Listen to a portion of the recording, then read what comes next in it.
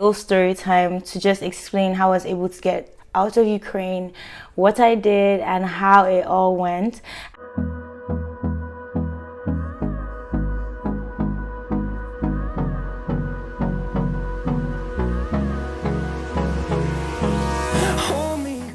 Hey guys, welcome back to my YouTube channel. It's your girl Nancy, and in today's video I'm going to be doing a little get ready with me to stay at home. I usually don't go anywhere, and also a little story time to just explain how I was able to get out of Ukraine, what I did, and how it all went, and also about my current situation where I am right now.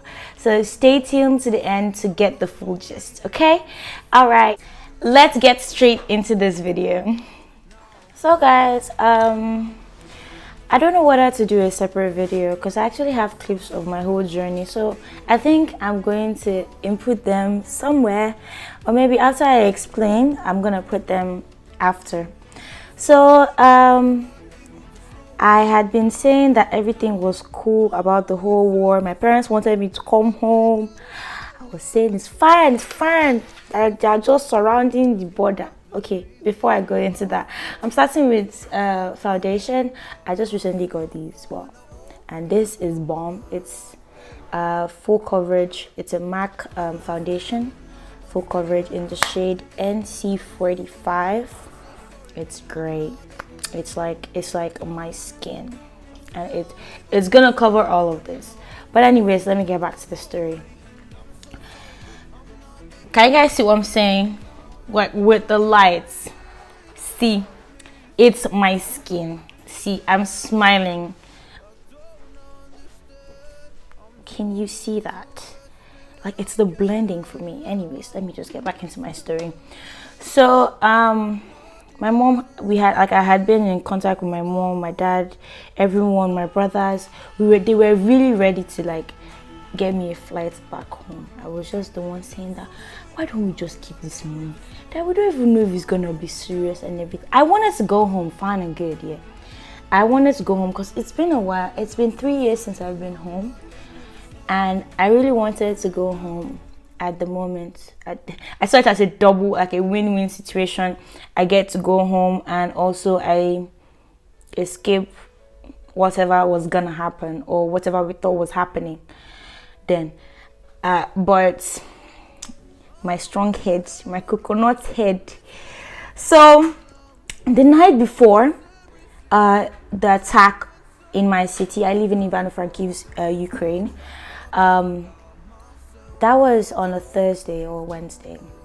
That night I spoke with my friends. I spoke with my family friends about going home. We were all planning, okay, we'll go home, fine and good. We're going to go, but we'll go weekend, Saturday. Let's book flights for Saturday.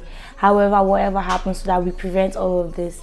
That okay, we had agreed that okay, this was what was gonna happen, and all this was like what we were gonna do, and it was cool. So I went to bed. I spoke with my mom, spoke with my brother. We made the decision. My brother was standby when I'm ready.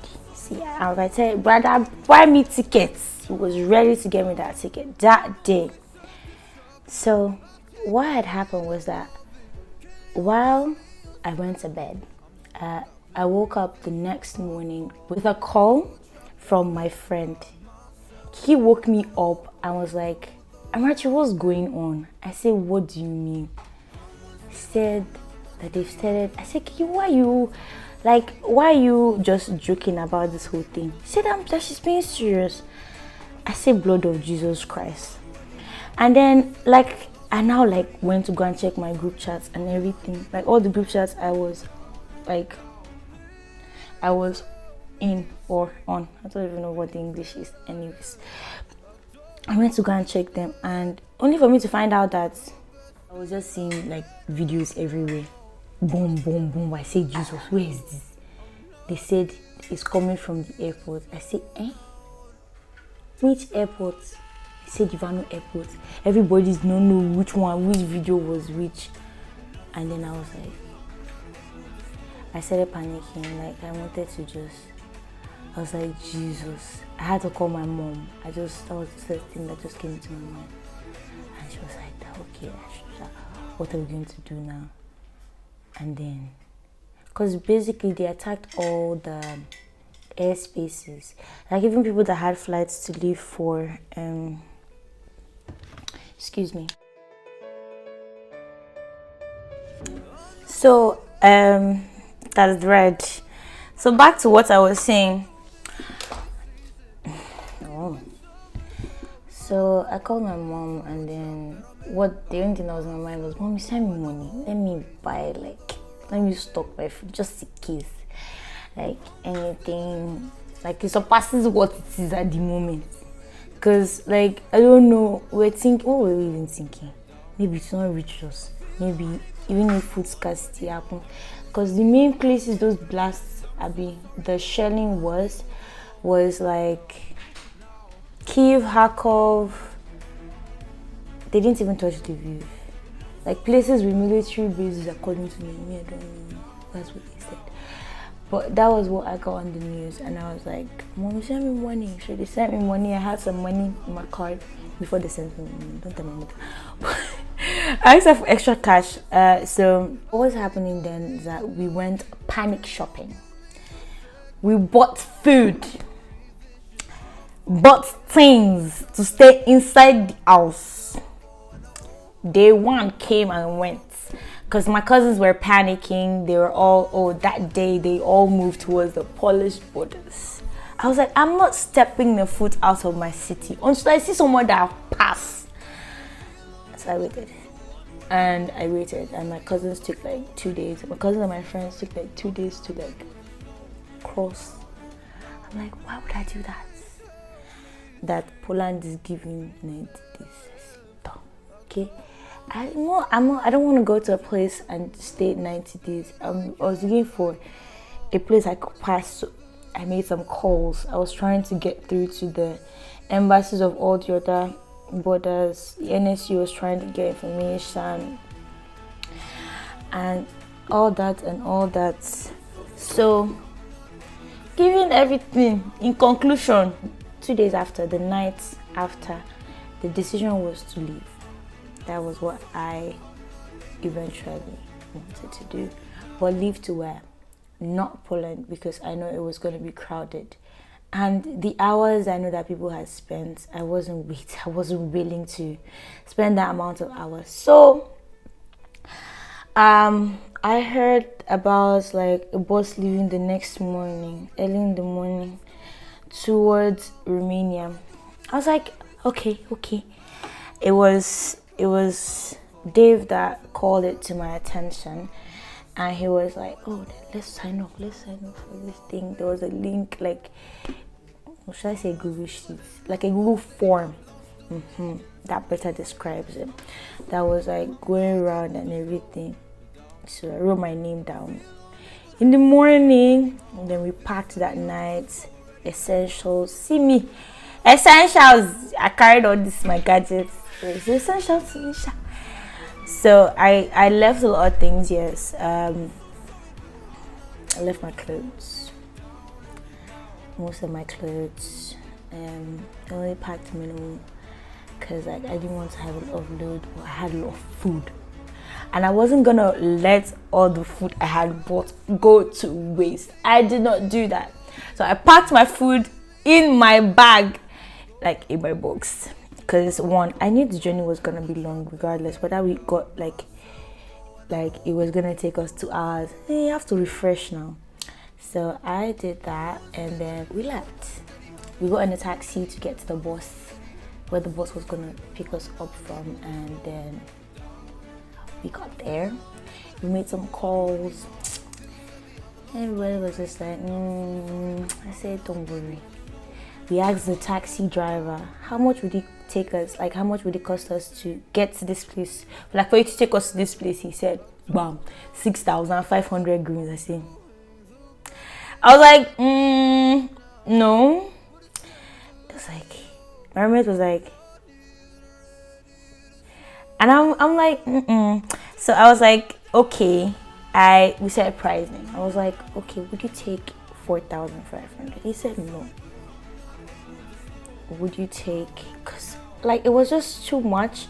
Yes, we're running for our lives, yeah, but I didn't want to spend so much because I knew that even when I crossed like the Romanian border, I need money, whether in grievance or whatever. Like, cause I had grievance then, or whatever currency it was going to be, I needed money. So I didn't want to spend outrageously just on like a cab. So as we got there, we priced the guy. He last agreed for 5,500. Alive.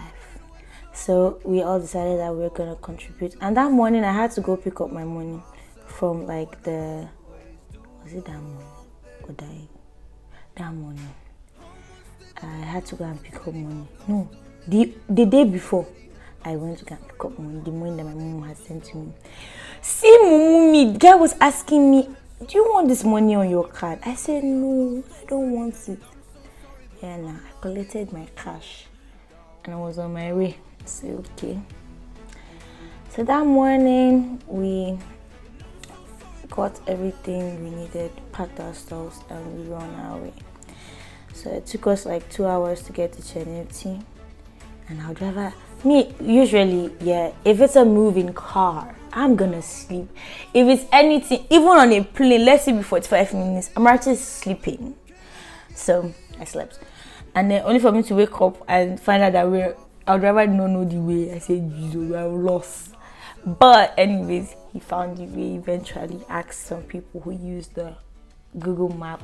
Because I think what happened was that the map was saying go to this way, but the road looks so horrible. Because one thing is that Google is not always going to be accurate. And that's one thing that we should all understand. Because there are new roads, there are old roads. So I guess he was just following Google all the time. So after that, we got on our way. He had to stop because I had to use the restroom. Went to a gas station, blah, blah, blah, blah. We eventually got to the border. And then we joined the queue. And then he was like, that we should just get down. I said, how will we get down? Okay, let's just, if you can get us to somewhere. So it was just, the car line was so long. Dave was like, he didn't even want to like get down of the car. Because like, who is going to walk this distance? And I was like, see, it would be bad if the people we left come and meet us here and join the line. So let's get our asses off and just like start walking. Abi, that's the English. Yes. So we started walking. When we got down, lucky for us, our roommate had the coordinates on her phone. Like, she had already opened Google Map before we got there because internet was misbehaving as usual on the outskirts of the city. So it was misbehaving and all. So what we now like, so she just checked, it was like 8 kilometers, like 8 freaking kilometers. I said, don't worry, we can do it. You can do it. And we did it. We worked for 2 hours and 30 minutes. Our boxes, okay, my box spoiled. When we were getting out of the car, David's box, the hand stuff spoiled. He couldn't, like, it was just so stressful. And then we just had to do our best and just walk. And then what now happened was that we walked, we took breaks, we ate because we packed food. As I told you guys, we packed food and everything, so it was scary, damn it. But anyways, we made it to the border gates. I'll tell you what's gonna happen after I finish blending this. So I did more than blending, but I just contoured, just like here. So after we got to the border gates, we were trying to look for a way to get in. There were a lot of like people, but you know, the Nigerian in us made our ways to the front. I don't know how that happened, but you know, you move with the crowd. So we made our way to the front. There were cars. They were letting ladies in, like Ukrainian ladies. Honestly, I would say people's stories are different about how they cross the border, or rather, because, okay, let me explain better. You have to sign out of Ukraine to sign into a country. So at the Ukrainian border, side of the border, if that makes any sense. For us to get in, they were letting ladies and women with kids and all in. So I and my roommates found ourselves on the other side of the gates. So it was raining David. I said, where is this boy? We're looking for his head in the crowd. And the worst part is that like we can't go without him, or rather we couldn't go without him because we all came together. It would make no sense if we start moving forward without him. So we had to wait. It didn't take a long time though. We were telling the guards there that the guards at the gate that, oh, see our brother, sky letting in. So eventually they did. So we moved forward, and then another line. Like there's this long line. Okay, we stayed there. We spent like 2 hours plus again on that line. It took a long time, didn't it? So that line, we eventually got there. We didn't even know which side to go to. So there was a number to call, Mr. Kafo. We called him, gave us information. He was very helpful. So we got there. We got our stamps out. Like we got stamped out of Ukraine. Then we went forward to the Romanian side, like the Romanian border gates. They were so nice. People were handing out stuff. There were a lot of volunteers. A guy volunteered to take us to a place, and then while speaking to Mr. Okafor said that we should get to Hotel Mandaki. So that day, like the Hotel Mandaki had done something for us, like refugees kind of. So we went there, like a guy offered to assist us and like he gave us a lift to that place, my roommate, and then we met a nice guy. His name is Ugo, he's Igbo. We met Ugo, very nice. He's a photographer. He has stayed in Ukraine for 10 years. Hey! Ugo has tried. He was doing, I think he was doing his PhD or so. But we met him, he was very nice, very friendly. Honestly, I can't do that. Actually, Ukraine has been home to so many people, but honestly, not for me. School, I'm tired of school, but this is about moving from Ukraine, not me and my tiredness from school. So we got out, and that was how we made it to Hotel Mandaki. They were very welcoming, made some friends. And right now, I am still in Romania. I am in Bucharest. How am I getting to the end of this video? Wait. So that's what I was saying. I'm done with my brows now. I'll set my face. I've dusted it over. So we got to Hotel Mandaki. We were very welcome. We made a friend, Kasmina. And after I think a day or two, I think it was a night or two. I think it was a night. So the next night, the Nigerian embassy, because we were trying to get in contact with everyone, so the Nigerian embassy got a train ticket for us from Suceava, because we entered through the Syrian border, from Suceava to Bucharest. And we were able and lucky to find an accommodating family here, like a couple who take us in for the meantime. So that's where I still am at the moment, still while making my plans to go to a different place. So that's the end of the video basically. If you have any questions about if you have any questions about anything, about maybe how or what I used to move, whatever questions you have, please put in the comments. And yeah, thank you so much for staying. Thank you so much for watching. I'm going to complete this, and yeah. So guys, this is what it looks like, highlighted, snatched, and all. My lips are looking lush. So I hope you guys understood my story about how I left Ukraine, everything.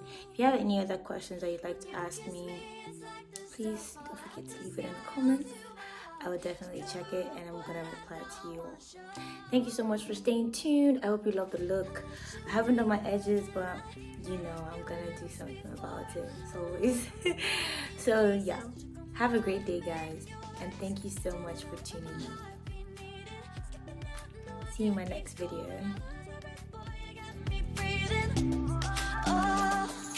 Every little thing you do